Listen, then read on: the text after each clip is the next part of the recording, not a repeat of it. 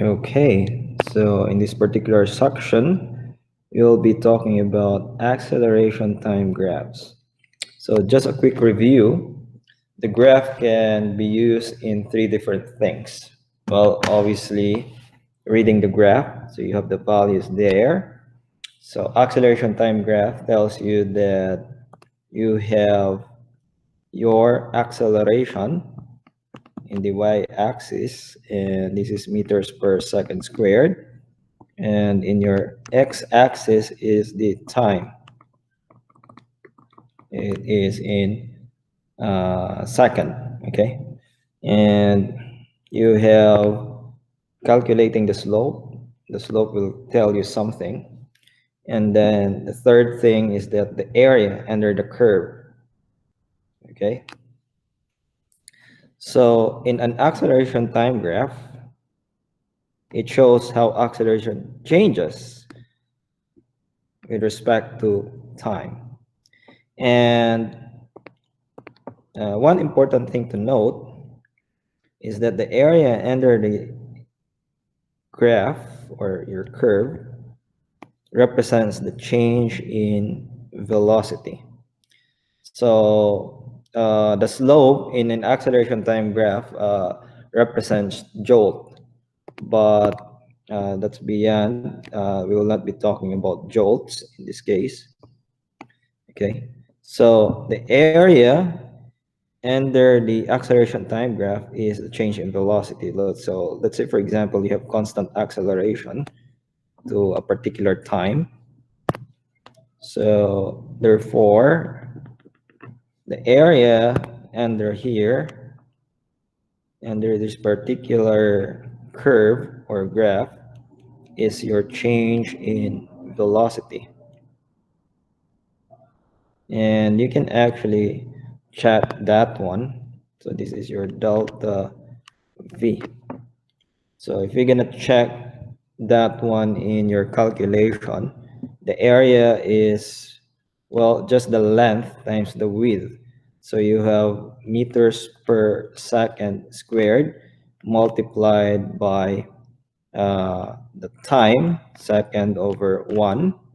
So if you can see, I can cancel 1 second here. So the final unit is meter per second. So therefore, if you're gonna get the area under your graph in an acceleration time graph is the change in velocity. So it's not the velocity, but the change in velocity. So there's a big difference because delta V is your VF minus VI. Okay, so it's not just velocity, but change in velocity. So be careful with that. Although sometimes VI is 0, well, you start at rest, VI could be 0 there. So essentially, you're just talking about the change in velocity is just equivalent to VF. But uh, strictly speaking, it's the change in velocity. You're talking about two velocities there, the final minus the initial. Okay, so let's take this example here. We talk about in the previous discussion about the graph of a velocity time. And remember that in a velocity time graph, the slope will give you the acceleration.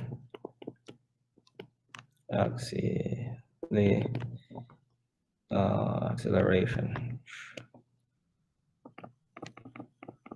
Okay, so the slope in a velocity time graph gives you the acceleration. So in this example here, you want to use the graph below. Well, this shows the motion of a car. Use the graph to sketch acceleration uh, time graph. Then using the graphs, determine during which intervals the car is accelerating, decelerating. The car is not accelerating, the car is not moving, and then the car reaches its maximum velocity. And the car, well, Let's just exclude this particular question here. The car has a positive acceleration, and then the car has a negative acceleration. So again, the slope in a velocity time graph gives you the acceleration. So what I'm gonna do is just try to get the slope of the different time intervals. So this one here, I know that you have changing velocity in this case, but since it is straight sloping up, I would say that the acceleration in this particular case is constant, or well, the change in the velocity is constant in this case here. But again, you must have a change in velocity in this particular case, because if you can see from 0 to 1, it has a particular from 0 velocity to a certain velocity, and then so on and so forth. So this is to 4 seconds here. So to get the acceleration of that, that would be just delta v over delta t. This would 5, 6, 7, 8. So this would be 8.0 all over 4.0. And then a would be positive 2.0 meters per second squared. So from 0 to 4 seconds, its acceleration is constant, and you have a positive acceleration there, positive 2.0 meters per second. And then now on the next section, that's from 4 seconds to 5, 6, 7. So this is up to 7 seconds. Okay, so from 4 to 7 seconds, what would be its acceleration? Well, if you're gonna check without necessarily solving the slope of that one, since it is a horizontal line, automatically your slope is 0. Okay, so slope is 0. That means that delta v in this case is 0. Okay, so there's no change in velocity, which can also be seen in this graph here. From 4 to 7 seconds, it is just of the same value. It's around 8 meters per second. So now we move on to the next section from 7 to 10. So that means to 10 seconds here. Okay. So acceleration in this case, again, it should be final minus the initial. Final velocity is 0. So that's 0 minus 8. And this is just 10, 0 minus 7.0. It's negative 8.0 all over 3.0. So the acceleration in this case is negative 2.7 meters per second squared. Okay, so again, for the different time intervals, I get the different acceleration by getting the slope. Okay, so now to answer the questions, the car is accelerating. So which part of your time intervals, so which time intervals upon which you get an acceleration? So actually this particular question here tells you that you have a non-zero acceleration.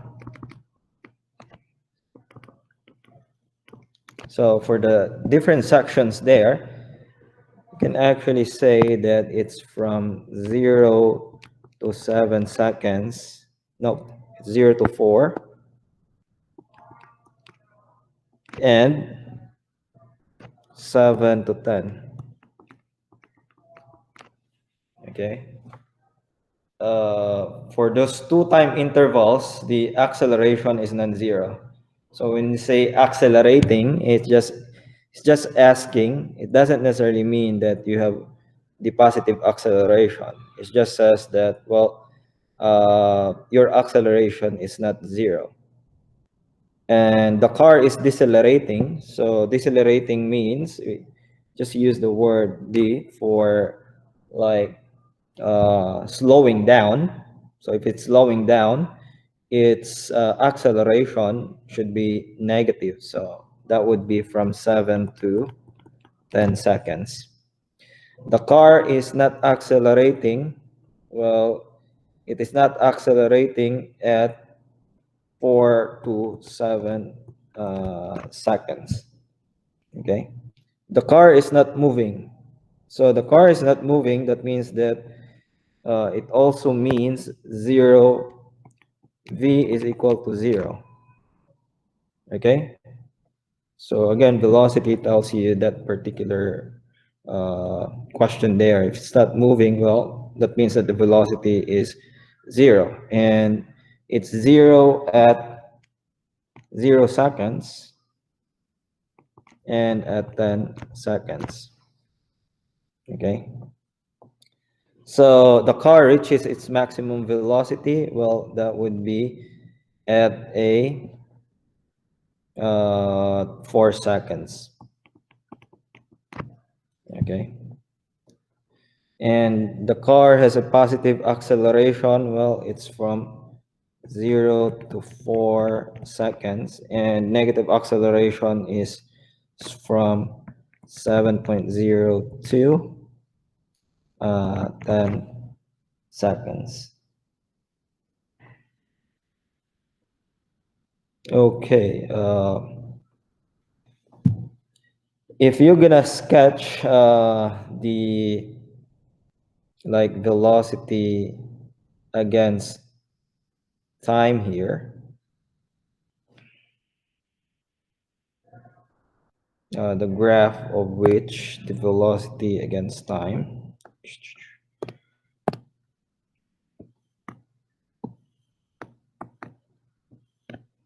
acceleration, meters per second squared, and against time in second. So let's say this is 1, 2, 3, 4, 5, 6, 7, 8, 9, 9, 9, 9, 9, 9, 9.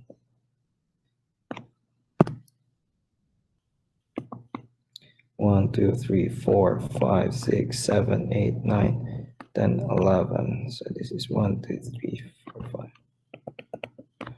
Okay, and then this is maybe 1, 0, and then 2.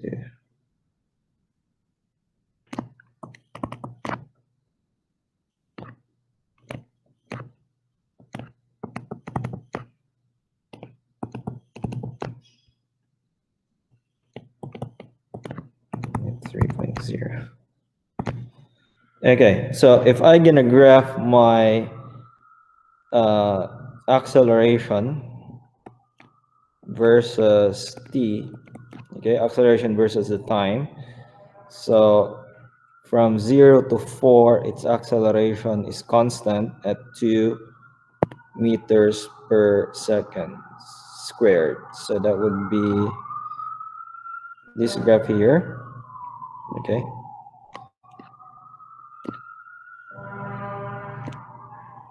So it's constant. So it should be like until 4 seconds. It should be at from 0 to 4 seconds. That would be the acceleration. And then now from 4 to 7, it is 0. So it should be flat. 4, 5, 6, 7. Okay. So it should be here. And then lastly, from 7 to 10 seconds, it's at 2, negative 2.7. So that would be somewhere here up to 6, 7, 8, 9, 10. Okay.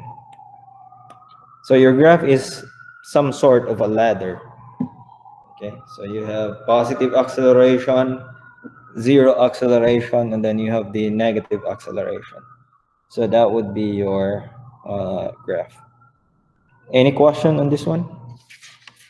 Again, I cannot see your chat.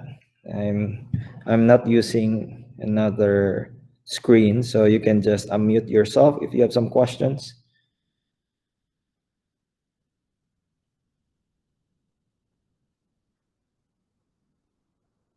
Anyone? None?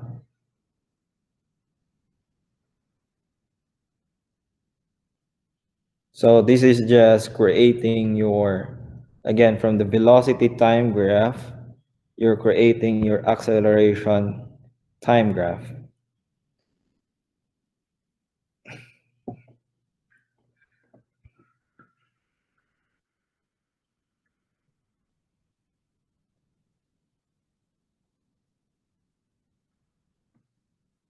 Okay, so let's do example number 2. So the graph below shows the acceleration of Marlo's car during a short run. North is considered positive, so that means that above the zero is considered positive. And okay, so if the car starts from rest, find its velocity at t is equal to 5 seconds. Okay, so how would you try to answer this particular question? Well, let's try to remember what would be the significance of certain things. Well, for acceleration time graph, we don't mind about the slope, but the area, if you can remember, is defined as the change in velocity, or just Vf minus Vi. Okay, so we can actually try to like jot down all the information that we have, knowing that the area will give us this, the area under the curve. Well, to start with, in your acceleration time graph, at 0 second, what would be its velocity? Well, it says that it started from rest, so that means that at 0 second, its velocity is 0 meters per second. Okay, so now if you're gonna go after 1 second, what do you think its velocity after 1.0 second? Okay, well, knowing that the area under the curve is change in velocity, so I'll just try to get the, what do you think would be delta V here? Again, delta V is just given by the area under the curve. So if you try to think of that one, what would be the area of this shaded region? Well, this is just a rectangle, so therefore it's just 1 times 1. So 1 times 1 is positive 1.0 meters per second. So that means that the delta V after 1 second is positive 1 meters per second. And since the initial velocity is 0, so that means that the velocity at 1 second is actually equal to 1.0 meters per second. Okay? Again, this is my delta V. So this is my delta V is 1.0 meters per second. But then again, if I'm gonna solve for my final velocity or velocity after 1 second, well, if this is 0, so is it not that final velocity is just equivalent to that? So now, how about 2 seconds after? 2.0 second. So I'll be getting what would be its velocity after 2 seconds. So now if I'm gonna do going back to my graph here, after 2 seconds, the area under such curve is equivalent to the change in uh, velocity. So again, to get the change in velocity here, that's just 1. Again, the length of this one is also 1. So 1 second and 1 meters per second squared. That gives you positive 1.0 meters per second. Okay?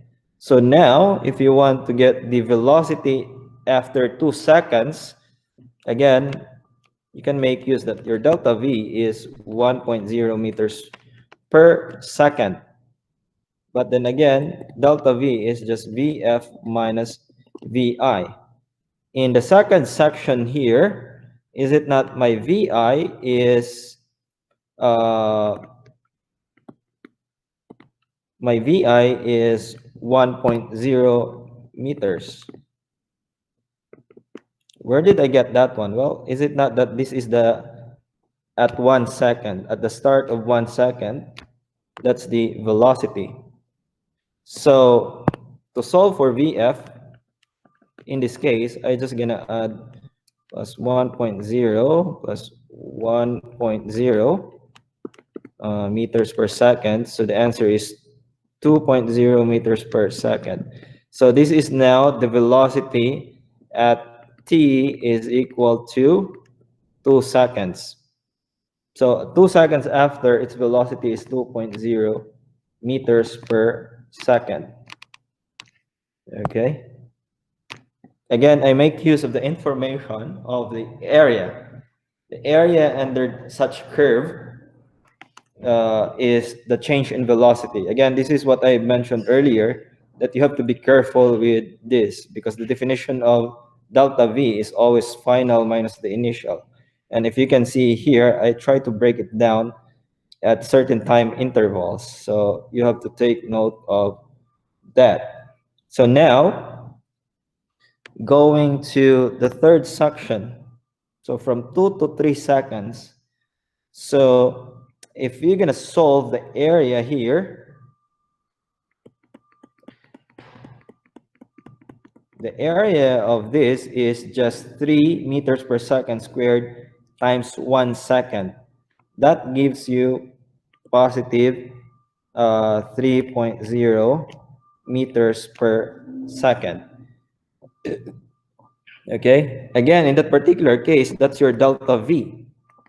That would be 3.0 meters per second. But then again, delta V is Vf minus Vi. In this particular case, Vi is 2.0 meters per second. Okay, so if you can see, to solve for my Vf or the velocity at 3 seconds,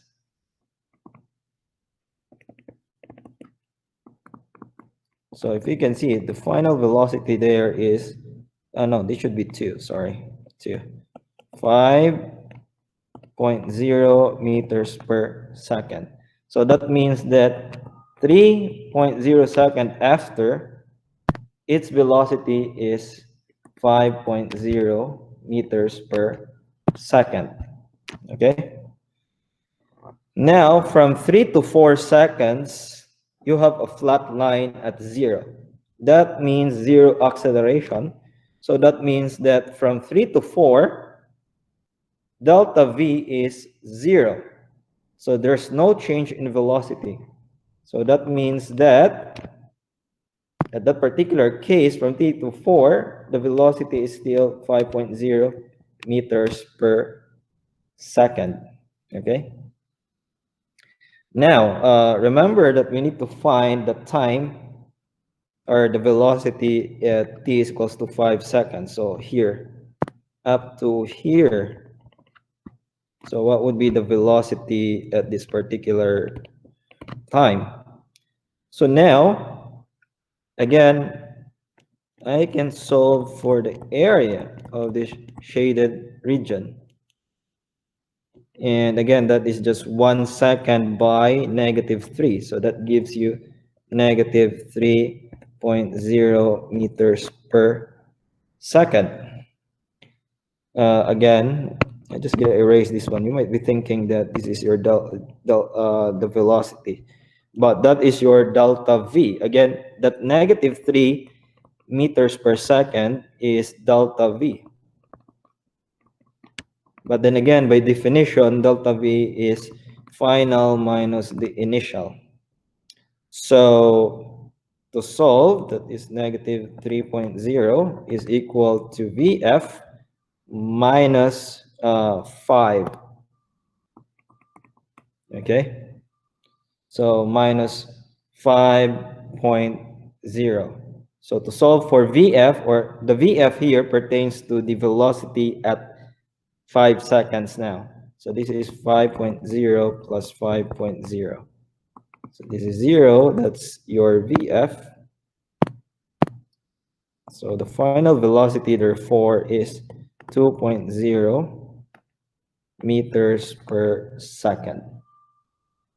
Okay, so therefore at t is equal to 5 seconds,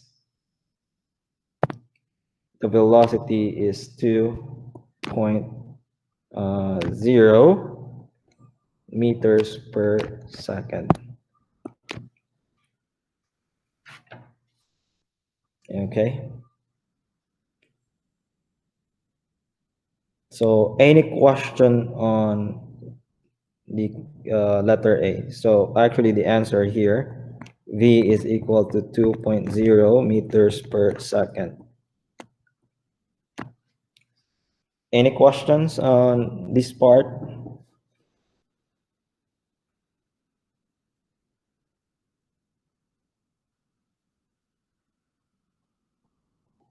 Well, I also try to make use of this one here. If you're wondering, why did I need to do this part here? Well, at least later on, we can use these values here to answer your second question,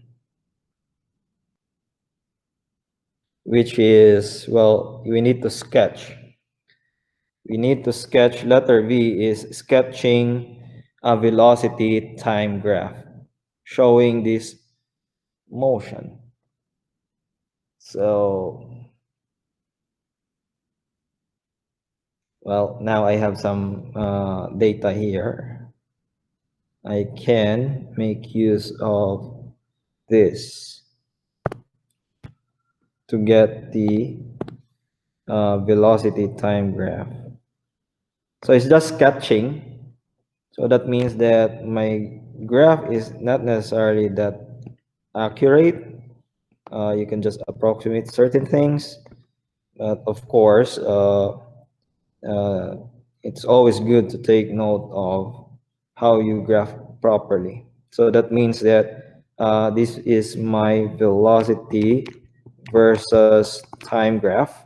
So that means that in the y-axis is my velocity in meters per second, and then t a second in the x-axis. So this is 1, 2, 3, 4, 5. 2.0, 3.0, 4.0, and then 5.0. And then I'm just gonna take note of my maximum value. It's just 5, so 1, 2, 3, 4, 5, 6. 1.0, 2.0, 3.0, 4.0, 5.0, 6.0. So now I'm just gonna plot everything up, like from 0 second, it started from rest. So I have a point at 0, 0. The next 1 second is at 1 meter per second. And then 2 seconds is 2.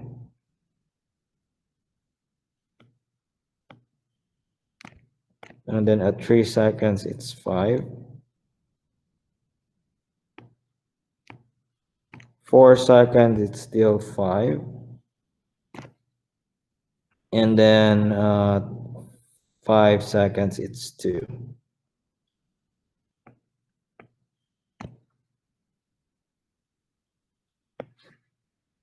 Well, it is in this case that I just gonna connect all of the dots, because at different time intervals, is it not that they have different acceleration?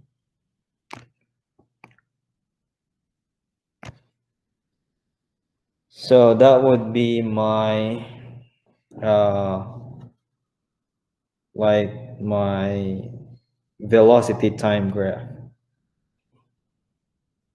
So in this case, you just have to connect the different dots.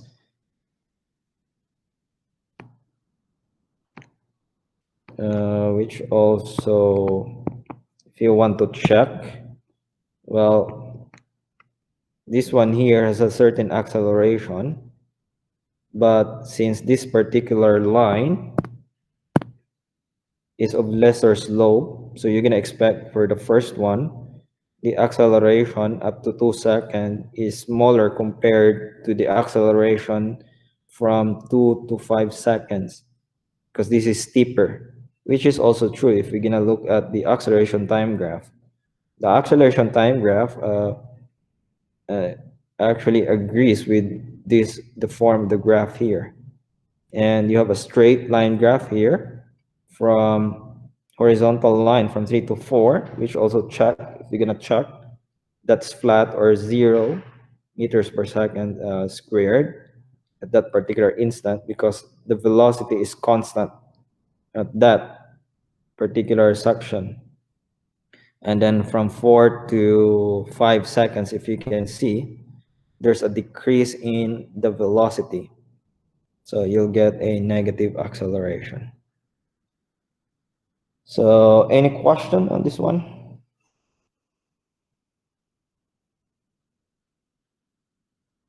Any questions? Are there any questions in the chat? There's none. So we can proceed with the last question. So use this graph to determine the car's total displacement.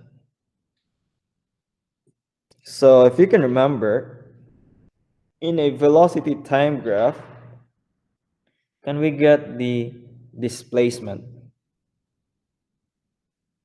Or how do we get the displacement given the velocity time graph? Anyone? How would you get the displacement?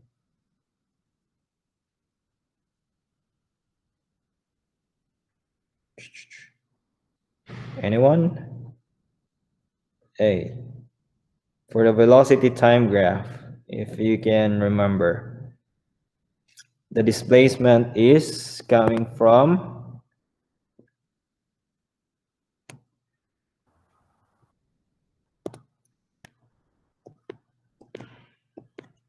area of V versus T graph. Okay, so it's coming from the area under the curve. So therefore, if I can get the area of this would give me the total displacement.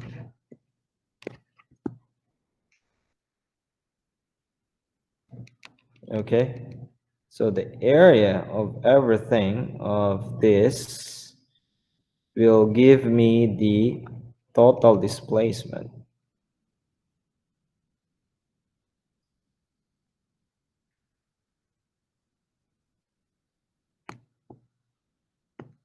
Okay.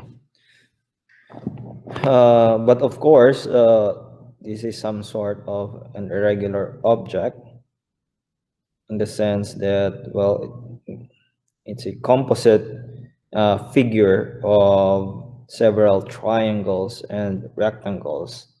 So what you can do is you can break this one into sections, like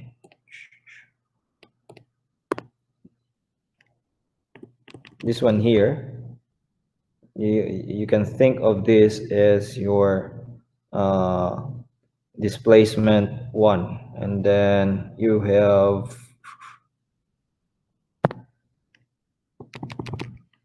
this particular section, and this section here, that's another triangle and a rectangle. And then this one here is rectangle, the bigger one and the smaller one. Okay, there we go. Yeah. So you have, you can try to dissect them in terms of the different figures. Okay. So to solve for the different displacements, so I'll just call this one as 1, 2, 3, 4, 5, 6, 7 sections of my whole thing. So for the first one, well, what's the area of that? That's a triangle, so that would be 1/2. Base is 2 seconds times the height of 2 meters per second. So the answer of such is 2.0 meters. For the second one, area 2, so that would be, this is a rectangle, so it's just length times width. So length is 1 second times 2. So that gives you 2.0 meters. And then for the third section, area 3, that's a triangle, so it's 1/2. Base is 1 second times the height, that's 2 to or 5, 2 to 5, so that's 3. So that would be 1.5 meters. Okay. And then for area number 4, that's a rectangle, so just length.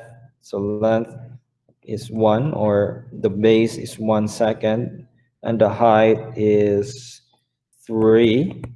So that gives you 3.0 meters. And then for area number 5, that's 1 second times 2. So that gives you 2.0 meter. And then for area 6, that's a triangle, so 1/2 times 1 times 3. So that's 1.5 meters. And then for A7, that is 1 times 2, 2.0 meters. So just gonna add a total, 2, 4, 7, 10, 12, 14. 14.0 meters. So that would be the total displacement.